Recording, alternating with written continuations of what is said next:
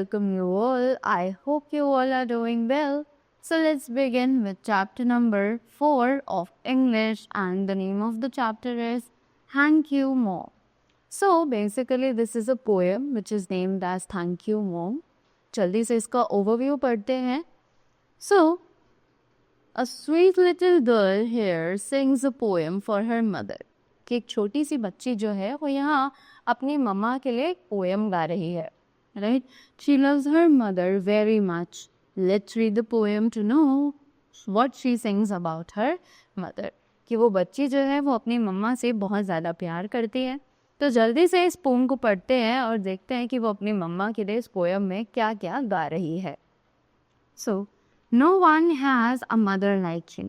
कि किसी के भी पास है कोई मदर ना. शी सेइंग कि किसी के पास ऐसी मम्मा नहीं है जैसी कि मेरे पास है. Thank you mom for all you. तो वो अपनी मम्मा को थैंक यू बोलती है कि वो उसके जितने भी काम करती हैं उस चीज़ों के लिए. Packing my lunch, cleaning clothes, even wiping my running nose.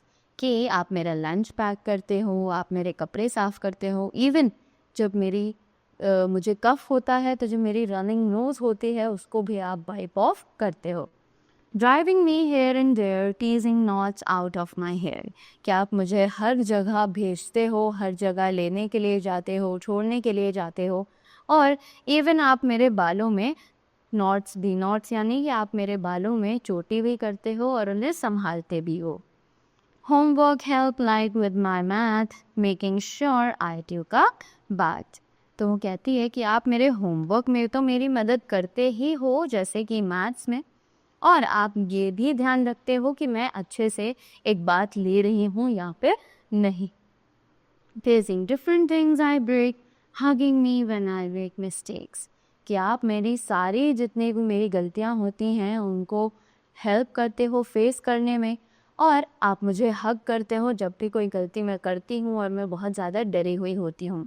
You are my friend, we make a team, helping me fulfil all my dreams. कि आप मेरी बिल्कुल एक दोस्त की तरह हो और हम दोनों मिलकर एक बहुत अच्छी टीम बना रहे हैं जहाँ पर हम दोनों का जो मकसद है वो सिर्फ इतना है कि मैं अपने ड्रीम्स को पूरा कर पाऊँ.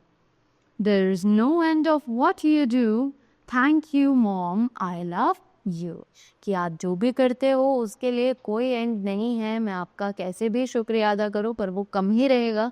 बट मैं आपको सिर्फ थैंक यू बोलना चाहती हूँ, and I want to tell you that I love. So here's the value that we learn from the poem. Our parents do endless things for us. We must always respect our parents and obey them.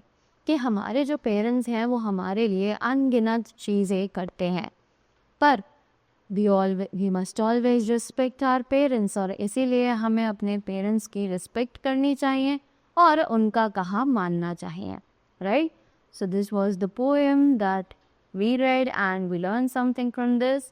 I hope you all enjoyed it. Thank you so much and have a great day ahead.